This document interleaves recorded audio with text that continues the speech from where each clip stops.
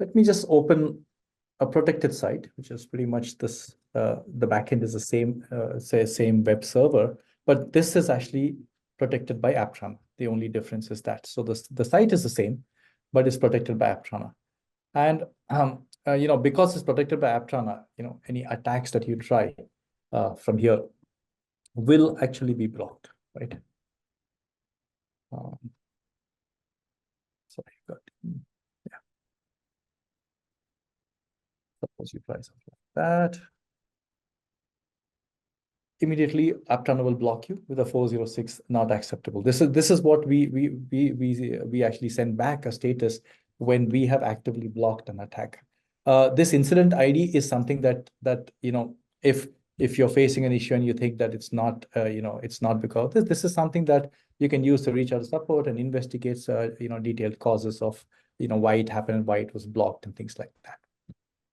So so this is like, again, so obviously this is protected against various attacks, right off the bat. This is not special protection you have to enable. We will block, the OWASP attacks and all the typical kind of attacks out of the bat. Now let's do the same thing about the email. Let's find 1 second. That is probably, yeah. So this email is Rajat has sent another email, maybe a few months later, pretty similar, similar mail. The only difference is that this is now targeting my new site. And, though Funny said such good words about me, about being, CTO, 20 years in security and stuff, I go ahead and click at it again. So I click it here, and sure enough, thanks to AppTrana, it's blocked. So you are protected. Your users are protected. Your website is protected. So as long as this thing, your regular kind of attacks will get blocked, including these kind of things. But here, sorry, I went to the wrong one. So let me just open this again. Let's go back here. Let me just log in anyways now, right?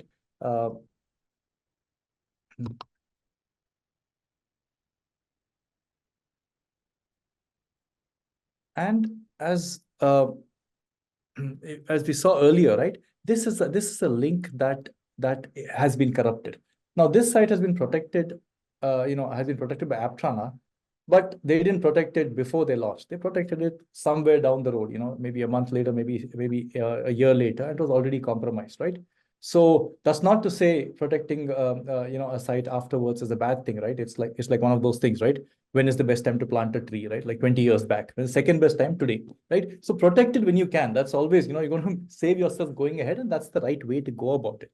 So, but your site was already compromised. But still, with this thing, I will just make sure that you're able to see this at the same time to see that you're not going to get more of these things. So when you click this, yeah, sure, this goes there, you don't see anything, but credentials don't get leaked now. And the reason for that is if you actually go here and look at the console, what's happened is that we have, AppTrana has pushed a content security policy to make sure that, that only legitimate places you can actually talk to.